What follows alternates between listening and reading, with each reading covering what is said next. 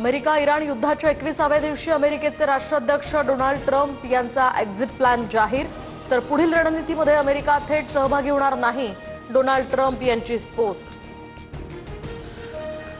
इराणच्या Natanz अणुकेंद्रावर America इस्रायलचा भीषण हल्ला। इराणमधील अतिसंवेदनशील अणुकेंद्रांवर हल्ल्यानं आता तणाव वाढला।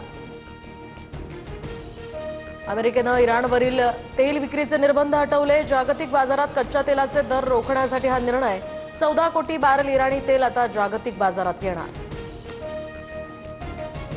जलवाहतूक सुरक्षित राहायला हवी। युद्धादरम्यान पंतप्रधान नरेंद्र मोदींचा इराणच्या राष्ट्राध्यक्षांना फोन। ईदच्या शुभेच्छा देत मोदींकडून इराणवरील पायाभूत सुविधांवरील हल्ल्याचाही निषेध।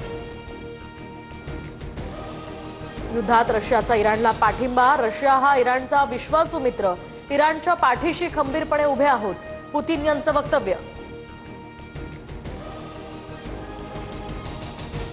23 मार्च पासून केंद्र सरकार 20% अतिरिक्त व्यावसायिक गॅस देणार। पेट्रोलियम सचिव नीरज मित्तल यांची माहिती। तर रेस्टॉरंट्स, ढाबे, हॉटेल्स आणि खानावळींना प्राधान्य।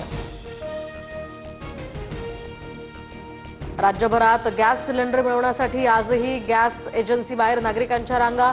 बुलढाण्यामध्ये पोलीस बंदोबस्तात सिलेंडरचं वाटप। तर गॅस तुटवड्याचा छोट्या व्यावसायिकांना मोठा फटका। नाश्ता सेंटर आणि चहाची दुकानंही बंद। सराफ बाजारात सोनं चांदीच्या दरात घसरण सुरूच। 24 तासात सोन्याच्या दरात 4,000ची घसरण, तर चांदी 6,000नी स्वस्त। सोनं आता प्रतितोळा 1,48,000वर।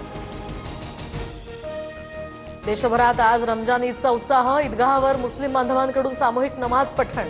पहाटेपासूनच मशिदींमध्ये गर्दी। सुरक्षेच्या कारणास्तव पोलीस बंदोबस्त तैनात।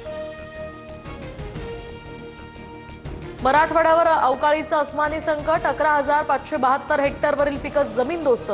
छत्रपती संभाजीनगरमध्ये सर्वाधिक 8,544 हेक्टरवर नुकसान।